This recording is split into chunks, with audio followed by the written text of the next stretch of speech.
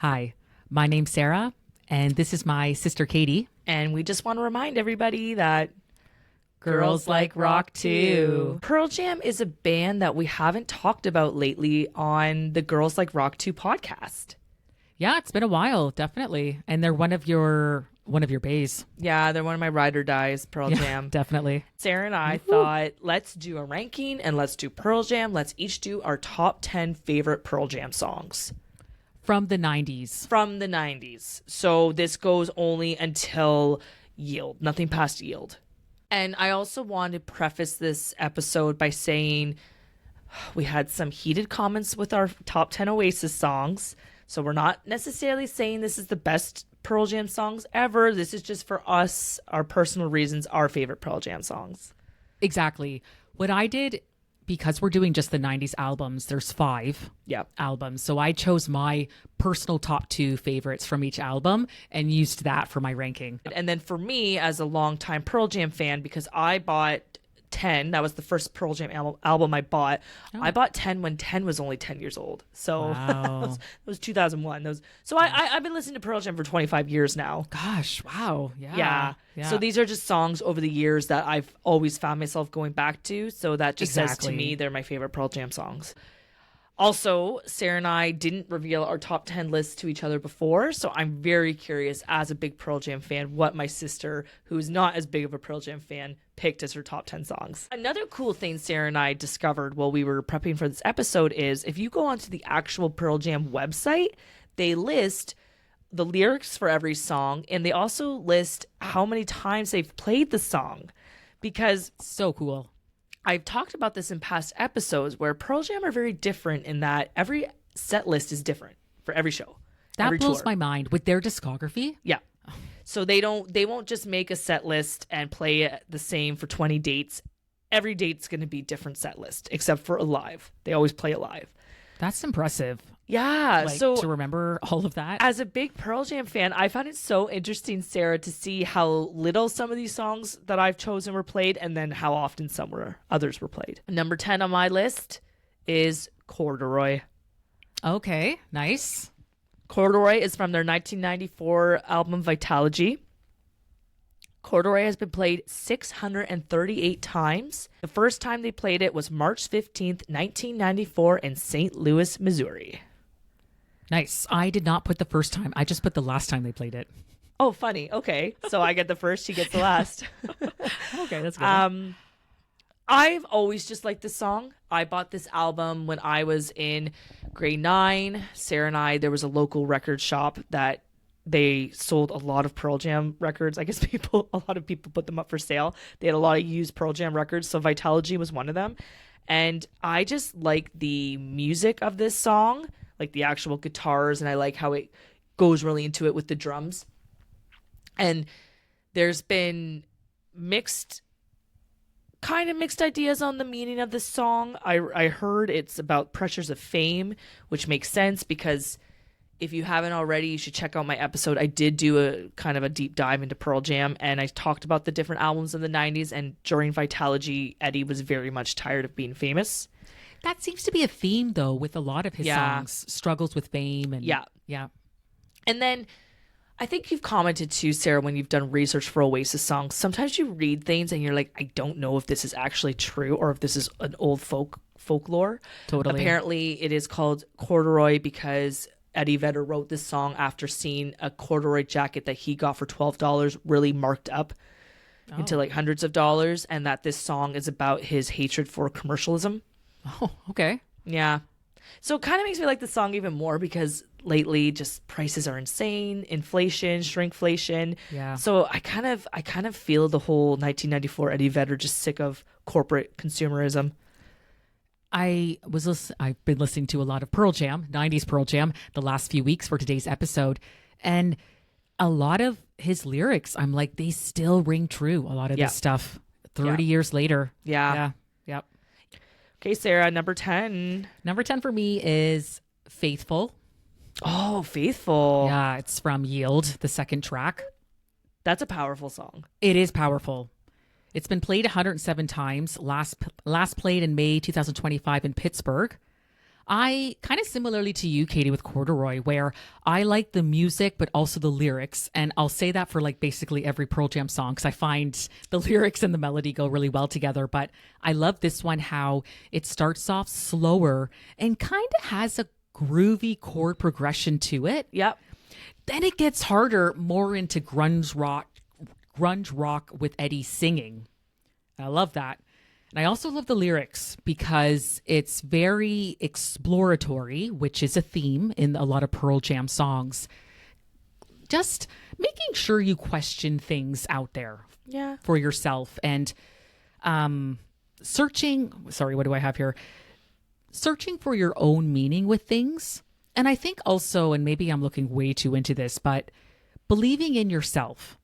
At the very end, he says something and having faith in yourself. Yeah. And I really like that about this song, like faithful and believing in whatever that is, religion, culture, the world beyond you, and just making sure. And I just thought as a young person buying Yield, kind of powerful, just making sure you question things out there. Yeah. And I like that theme with a lot of Pearl Jam songs. This is a great song. I watched a live version of it on YouTube last night, and I'm like, yep, this makes into my top 10. Yeah, it's a good song. Well, I've discussed in last episodes that Yield is my favorite Pearl Jam album. That's so right. It makes sense that I like it. It's a good album.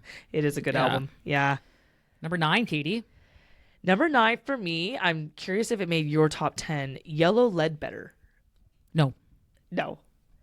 Yeah, will we have any like Yellow Ledbetter crossovers? Wasn't actually on an album. It was okay. on the Jeremy single as a B-side. So it's whoa, Katie, you went deep. well, Yellow Ledbetter though. You hear it on the radio. It's been played on the is it? radio. Oh, yeah.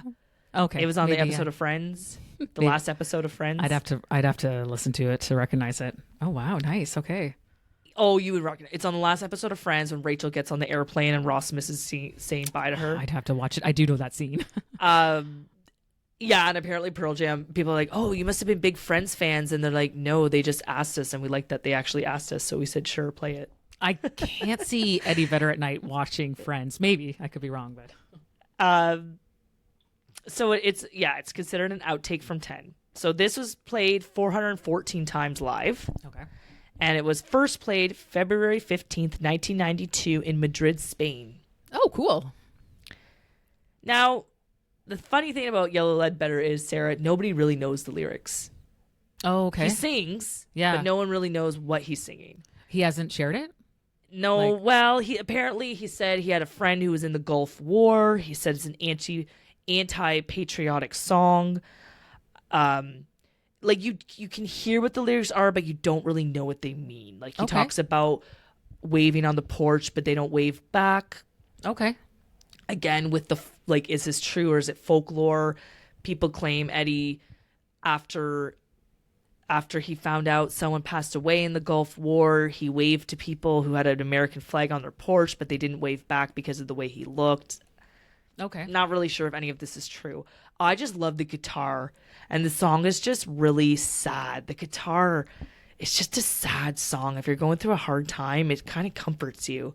And I would have put it lower on my list, but because you don't know what the heck he's saying and you don't really know what it's about, for me, I just placed it higher because it'd be nice if it actually had lyrics, and every time they play it live, they use different lyrics. So interesting. Yeah. Okay. They didn't play it live. I wanted to hear it live just because I love the guitar on the song, but they didn't play it live when I saw them in Hamilton 4 years ago. Right. But I'm sure, Sarah, you would recognize the guitar because they do play it on the radio a fair amount. Yeah, it's there's a lot of I watch a lot of like music guys on YouTube, and some will say, "Oh, I don't really pay much attention to lyrics." But if you've listened to us before, you'll know that lyrics for me personally They're a big deal. do mean a lot. Yeah. So we do pay attention to lyrics. Yeah. So I thought I'm gonna still put it in there because I've always gone back to this song, especially if I'm having a moment of just needing to deal with grief. But I didn't put it higher because I personally would like if I knew the lyrics. Oh, for sure. Yeah. Yeah. All right, number 9 for me is Animal. Oh, yeah. Didn't make my top 10, but that's a classic. It's a classic. It's from Versus. It's been played 426 times. Last played in November 2024 in Sydney. So it's been a little bit of a while. It's energetic. And why I put this on here, it's a great song. Eddie Vedder sounds amazing. It's raw, as I mentioned. It sounds angry. Well, it's aggressive. Aggressive, right? yeah. And it's energetic, but it's like this with Go. After the craziness of 10, this is their second album. Pressure's on. Oh, it's right? totally like, on. What do you do after an album like 10? Yeah. I think it's such a great opener, Go with Animal. Yeah. And they're like, let's effing go. Like Yeah. second album, we're Pearl Jam. We are here and we are ready. And Yeah. you really feel that with this. Yeah. I just think it's so great. And as an introvert, I love the lyric, I'd rather be with an animal. Yeah. Like just sometimes it's nice to just be alone. Yeah. Right. I just love that. And he says that a lot in the song. I just think it's great. It's only 2.5 minutes.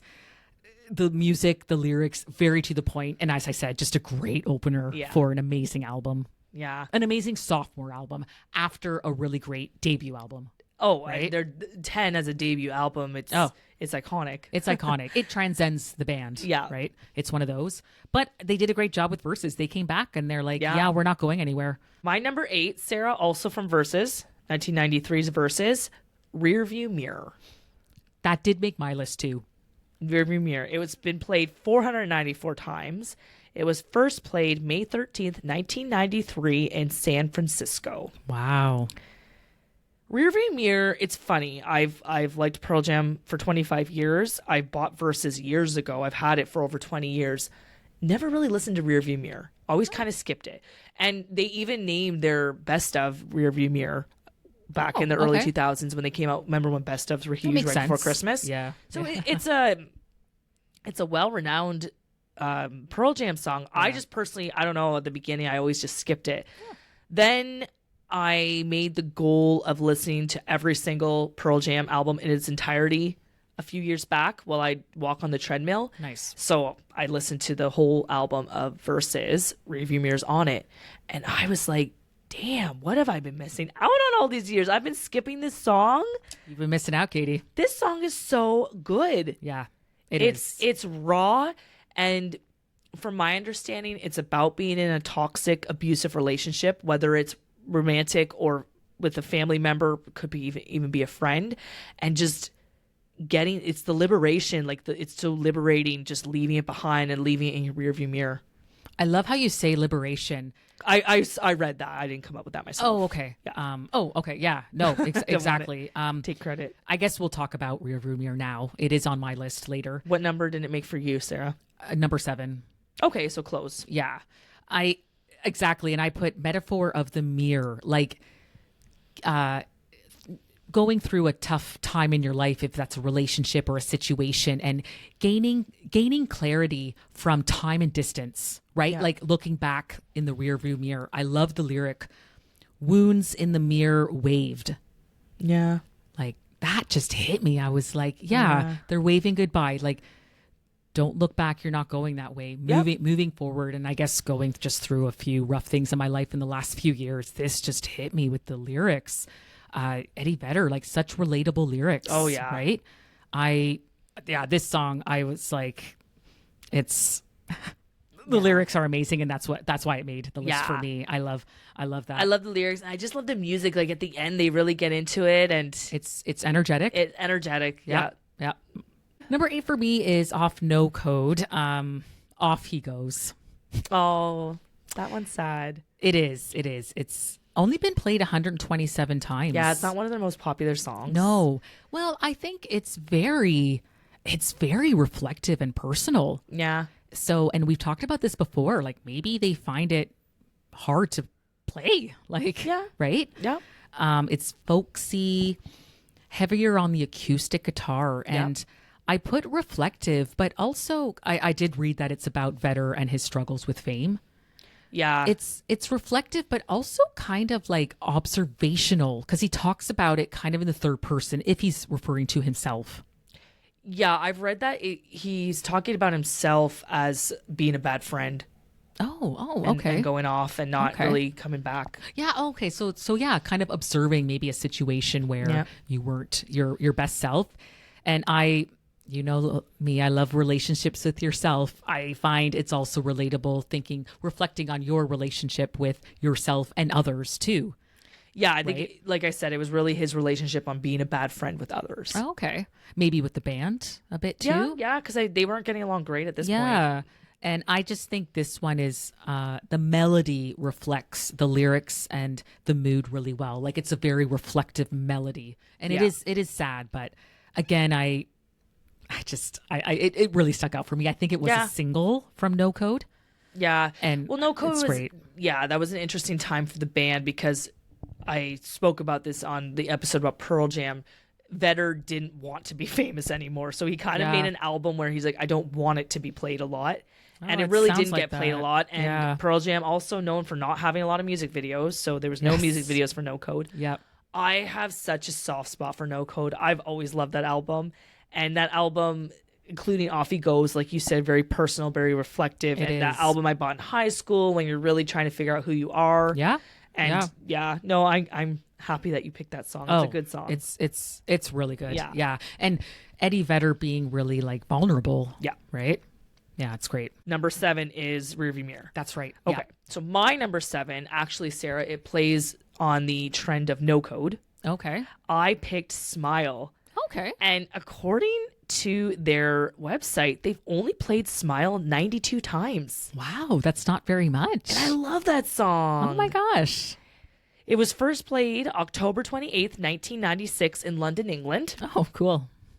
And apparently the lyrics for Smile, they don't have a lot of lyrics. Like it's a pretty short song in terms of lyrics. Yeah. It stems from a note left by Dennis Fleming of the Frogs. I guess he wrote a note to Eddie and he wrote this song Smile from it. Okay. And I also read online, so I didn't write this. I read this online. The song explores themes of bittersweet longing, finding positivity amidst adversity. Wow. And navigating complicated relationships. And I just always love this song because, he talks about the sun don't shine, but he also talks about don't it make you smile. So I've always found this song happy. Maybe I'm totally misinterpreting it. Hey, it's how you interpret it for yourself. Yeah. Right? And even when he sings I Miss You Already, he sings it so powerfully. And as much as it sucks to hurt missing someone, it's almost nice in a way, though. It's nice to really have a strong relationship. It's nice to have strong relationships where you actually miss these people when they're gone. For sure. So that's what I felt when I used to listen to this song and when I still listen to it. Oh, I love that. That's great. Yeah, and the harmonica, just a dream. Love it. Number 6. 6 is another song from 1996, No Code for me. Wow. Okay. And this song has only been played 45 times. Oh my gosh. What is it? Who You Are. Oh, yeah. I can't recall that one. No? I did listen to these albums. Oh, it's a very like bongo drum meditative song. Oh, okay. No Code. I think you got to be a big Pearl Jam fan to get really into. You have to be a real big Pearl Jam fan to get into this album and appreciate it. So, it's from 1996. I just like it because No Code, as I've talked about this album, it really was Eddie figuring out who he was. Yeah. And Who You Are, it's a meditation. It's just reflecting on who you are, and it just talks about avalanches and just things happening and just figuring out who you are. Yeah. And listening to it, I read it encourages embracing one's true nature amidst life's chaos. Wow. And I was thinking about it this morning, Sarah, listening to it, and I haven't listened to it for a little bit. I want this to be like my funeral song. Wow. Okay. So everyone could just, at my funeral, not just reflect on me, but just reflect on who they are. Sure. I love that. I love that with artists, like he's reflecting on who he is as a person, also maybe as an artist. Yeah. But then making this artwork, you can reflect on yourself as well. Yeah. Right? I love that about art. Yeah. Like, so cool. Yeah. No, the entire album of No Code, you could just put it on with like one candle lit and just really sit there with your eyes closed and think about things. Who You Are is a really good one. Yeah. Yeah. That's great, Katie. Okay, Sarah, then what's number 6 for you? Number 6 for me is, and maybe I should have switched this with Rearview Mirror, but Spin the Black Circle. Okay. They On won a Grammy for that. Vitalogy. Oh, did they? Yeah. It's been played 199 times. Last played in May 2025 in Nashville. I mean, it's very to the point. It's energetic, grunge, punk, classic Pearl Jam aggressiveness. Yeah. And I think like it's kind of like, it's very to the point, which it's not, there could be a metaphor there, but dissimilar to other Pearl Jam songs. Like I'm into music. Like I love music and I'm just going to spin that record. And it's like he gets almost in a trance about it. Yeah. Like just so into the music, into the art. And as a music lover, you join him. You're like, yeah, I'm with you, Eddie. Like, music's awesome. And just, I loved it for that. I think, again, the melody really matches the lyrics really well on this one. Eddie sounds great. That's the really Grammy they won where they were actually at the award show. And he's like, this really doesn't mean anything to me. That was for Spin the Black Circle. Yeah. I shouldn't laugh, but I just remember watching that. And he looked so awkward. Yeah. Oh, is that the one? I really don't care about this. Maybe my dad probably would have cared, but I don't. Yeah. Yeah. So that's what I think. Number 5, halfway through. So number 5 for me, again, Sarah, it's a song that wasn't on an actual album. It was on the soundtrack for Singles. Oh, they were in that, right? Yep. Yeah. State of Love and Trust.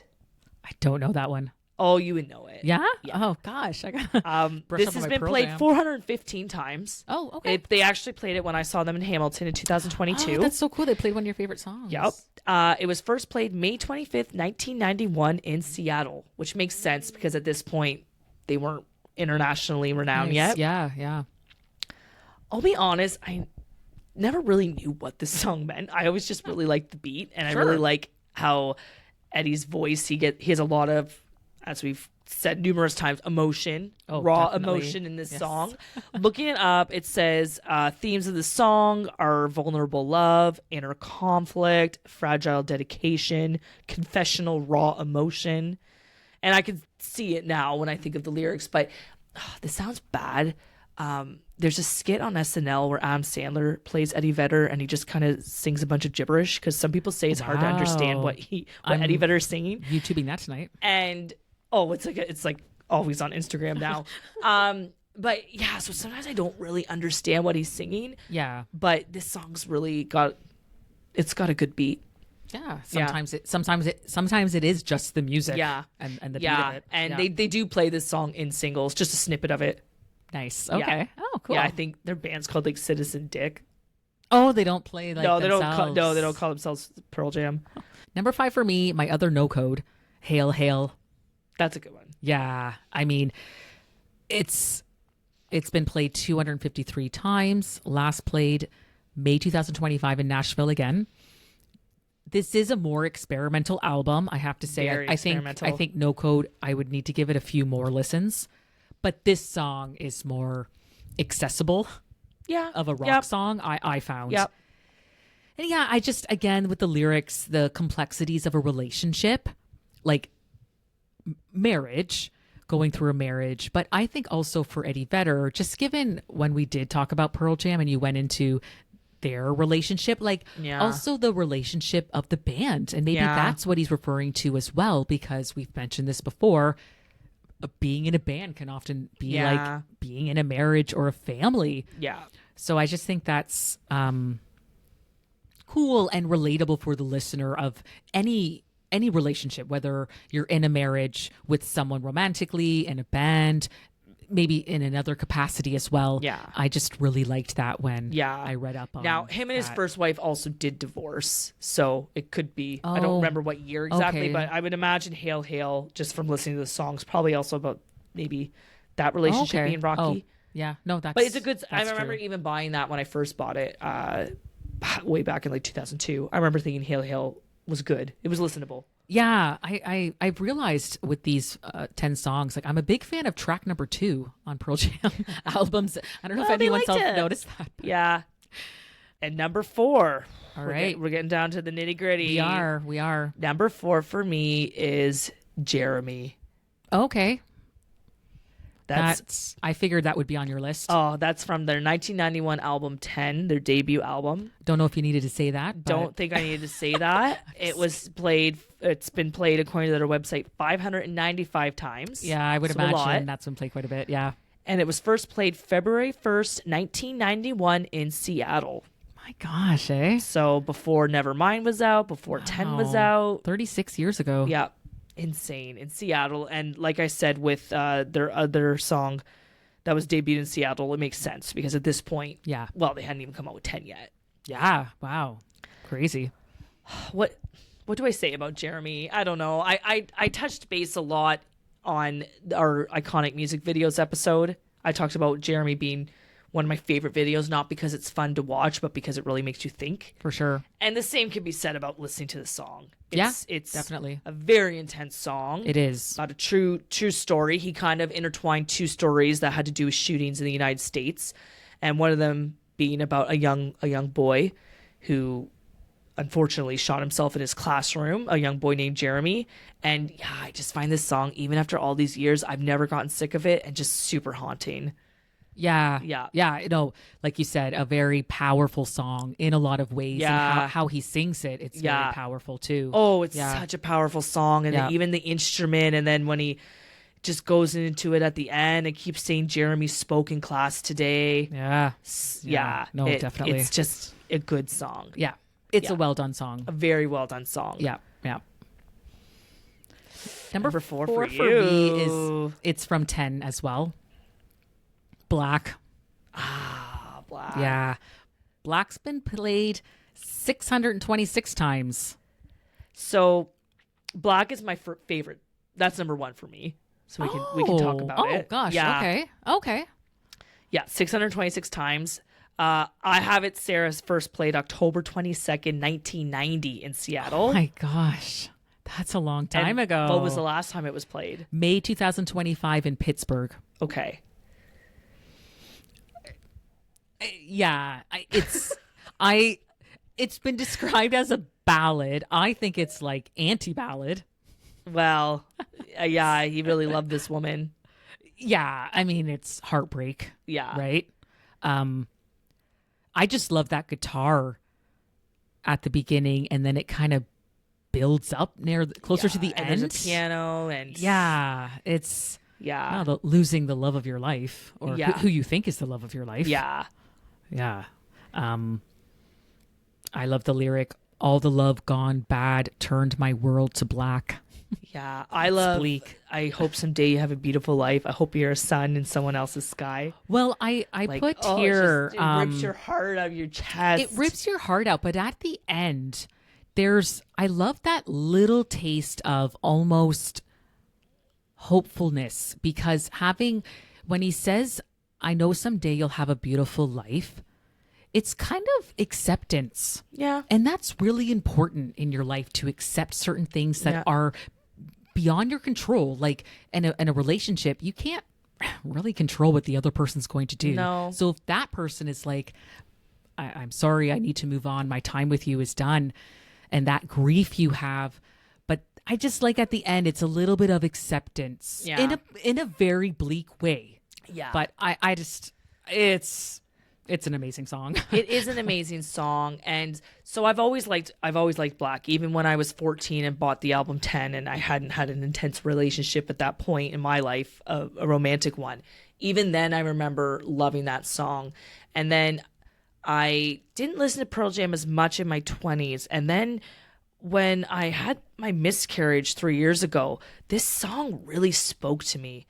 Yeah, and for sure. Yeah, just having such a black moment in your life and just feeling so sad and depressed. This song just really comforted me, and it made me love it all the more.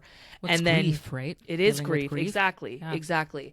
And then what was really cool, Sarah, is so I had the miscarriage in the summer, and then that fall I went to see Pearl Jam live, and they played Black, but apparently they weren't originally going to play Black that night. They added it.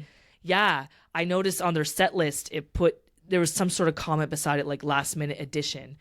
And I just want to thank the person, because someone wrote on a sign, they were facing the back of the band. Okay. Because the band played in the middle, and someone wrote in a sign like, Eddie, will you turn around and play Black for me? And I guess he did turn around and play it. Wow. And I forget, there was another song he was supposed to play instead, Sarah, and I forget. It was kind of just not one of my faves. My gosh, yeah. So I just was like, oh my God, I was meant to come to this show and hear this song. It's so good. Yeah, that's and he so played it great. live, and hearing it live was just amazing. Yeah. And I've watched the Pink Pop 1991 clip of this song like probably like 100 times, and then they played it again at Pink Pop in I think 2000. Yes, because I remember him looking really sad, and I think it correlated around the time he did go through his divorce, so it makes sense. Yeah, for sure. Yeah. And then I don't know if you researched a lot on the song. The record execs really wanted it to be a single with a video, and Eddie said no because it's a personal song. He didn't want it overplayed. He didn't want it overdone. So kudos to him for being like, no, we're not coming out as a single. Yeah, I mean, it could. 10 is a no skip album. Like every song, it really is a no skip album. Every song really could be a single, but this is an amazing song. Yeah. So that's spoiler alert. That's my number one. Well, and your journey with Black, with everything you shared, cemented maybe that yes, this is my number one song. Yes. It did. It did. I just have a new light for this song. Yeah, for sure. I love that when a song kind of comes back to you at a time when you're like, I really needed this. Yeah. My third favorite song, and I'm thinking this is gonna pop up. Better Man. That's my third favorite song. Yeah. Okay. Well, that works out well. We can both talk about it. Nice. Okay. Better Man from 1994 Vitalogy. Oh, man, played so good. 571 times. So again, obviously another fan favorite. Sarah, I have it first played May 13th, 1993 in San Francisco. Last played May 2025 in Pittsburgh. Man, that must have been a really good show. Well, I'm like, my goodness, I should have been at this show because they're playing all of my favorite songs, and they play my favorite song, like my number one too. So, okay, Better Man. I mean, you're the bigger Pearl Jam fan, so you can share your journey with it. My top 3 Pearl Jam songs are a lot of nostalgia. I wasn't a huge Pearl Jam listener back in the day. They weren't played a lot in our Britpop house of Oasis and Blur. And they didn't come out with music videos. And they didn't come out with music videos. But Better Man is one throughout all the years I've always loved. Yeah. And I had to drive into Toronto the other day, and I'm like, I'm going to put my top 10 Pearl Jam songs on and just crank them while I'm driving. And this one... the chorus, when it gets into it, you just can't help but sing along. Oh yeah, you just can't help it. It's so great. And that I wrote melancholy softness. That's classic Pearl Jam. Oh, it's such classic Pearl Jam. Is really showcased with Better Man. Yeah, and what you've mentioned in other songs about Pearl Jam too, Sarah, is the lyrics. He doesn't mention any hope in the lyrics because he just keeps saying, can't find a better man. Yeah. But the music makes you feel hope. Oh, I love that. Yes, it does. I mentioned that, I believe, on my musical journey episode. The music is really hopeful at the end because it just gets like... Well, that hopefulness happy of maybe there is something better out there for you. Yeah. No matter who you are, right? Yeah. This song is kind of that. And there is like a hopefulness to that, right? You don't have to stay somewhere because you think it's safe for yourself if you don't want to. Go with your gut. Yeah. Right? For anybody. And so the message, as now that I'm older, that really hits. But that melody. Oh my gosh. The melody is great. I think he wrote this actually a long time ago. Like he wrote it during the era of 10. Okay. And I find Better Man, it's kind of a break from the experimental vibe of Vitalogy. Oh, for sure. Yeah. It's kind of the one radio friendly song I'd like to say on Vitalogy. Yeah. And I can see it's just become a fan favorite. It has. It really, really has. Yeah. This is a big one for them, I think. Yeah. Like the crowd must go nuts when if they do play this. Yeah, unfortunately they didn't play it for me when I went to see them, but I would love to one day see this song live. This would be amazing live. Yeah. Wow. Yeah. Number 2, and I've mentioned this before because I've talked about Yield being my favorite album, Given to Fly. Given to Fly. I actually thought that was going to be your number 1. Number 2. That's pretty good. So Given to Fly from Yield. It's been played 530 times. Okay. It's a big one for them. It's a big one. Yeah. It was first played November 12th, 1997 in Santa Cruz, California. And Given to Fly, they also played when I went to see them in Hamilton. That's really cool, Yeah, Katie. it was really cool. So not only did I get Black, I also got Given to Fly. So like my 2 favorite Pearl Jam songs. That's so cool. Yeah, that was actually really cool. I just felt like it was just meant to be that I went there and was there. Worked out, yeah. Given to Fly when I first bought Yield, I was, I think, 15. I liked it. I was like, yeah, I like this song. Never really focused on it, though, or paid attention to it. And then, yeah, a few years back, I got back into Pearl Jam, and I started watching clips of the, what do you call it, preview for their movie 20 they did. Cameron Crowe did the movie 20 on them. Yes. Like a documentary film to celebrate the 20 years. And the preview has the tune of Given to Fly in the background. Okay.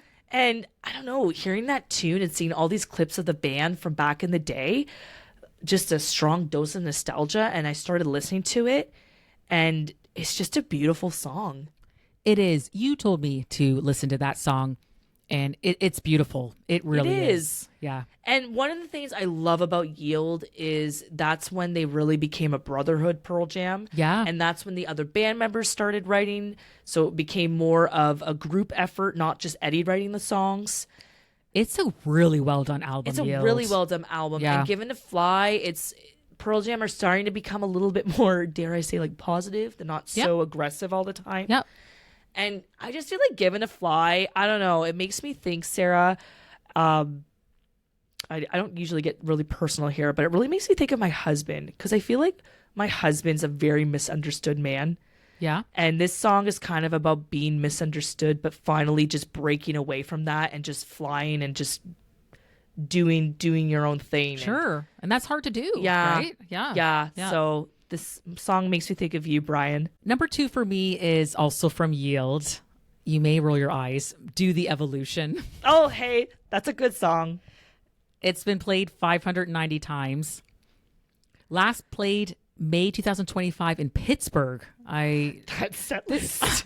I mean, this was they were playing for me. They did play that in Hamilton for me. Oh, cool. Yeah, it was really cool.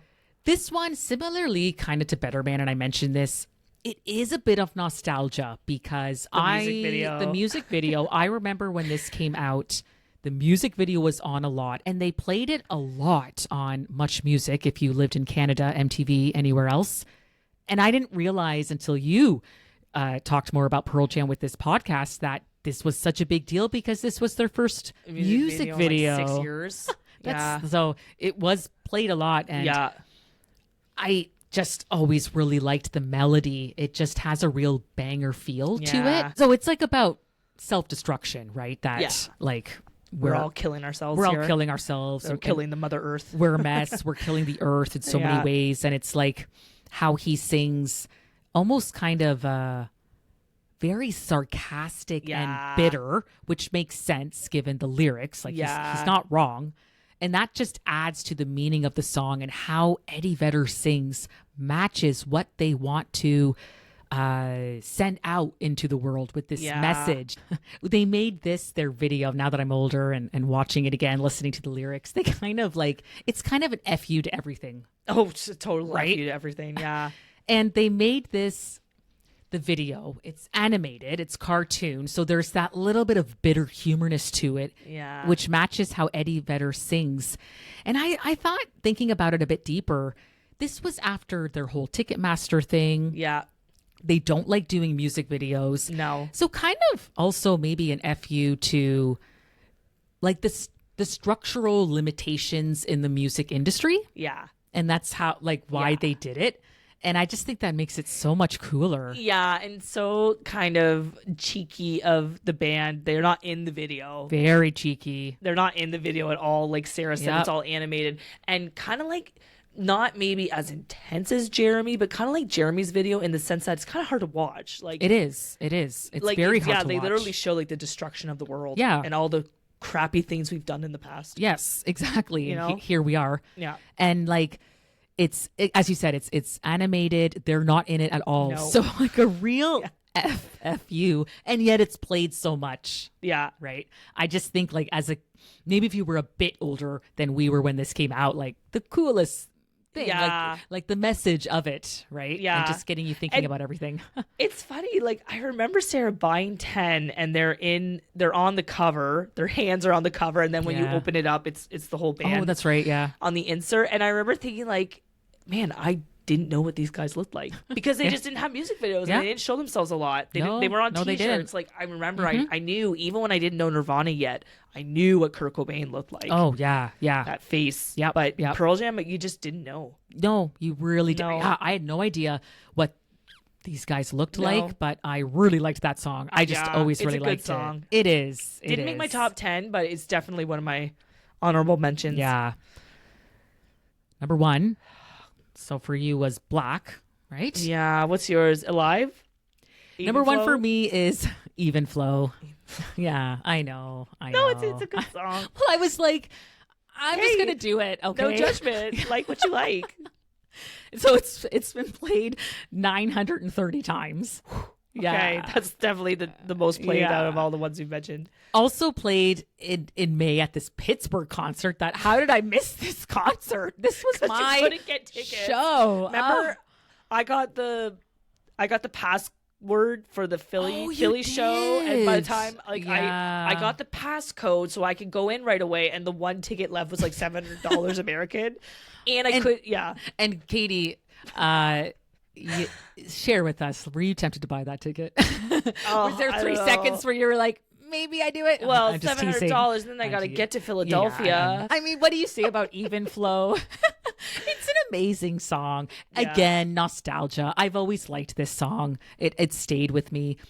Eddie Vedder sounds amazing. And I like the guitars listening to it again last night, a bit critically for today's episode. The guitars, it's almost like they take some of the cooler elements of the 80s and they're bringing it into the 90s, right? Like, you got to give it to Pearl Jam. And I mean, they really started something with this whole 90s stuff. Truly groundbreaking. 10. I didn't know until you told me that it's actually quite dark, dealing with homelessness, mental health challenges. Yeah. I just love the lyric, Even Flow, thoughts arrive like butterflies.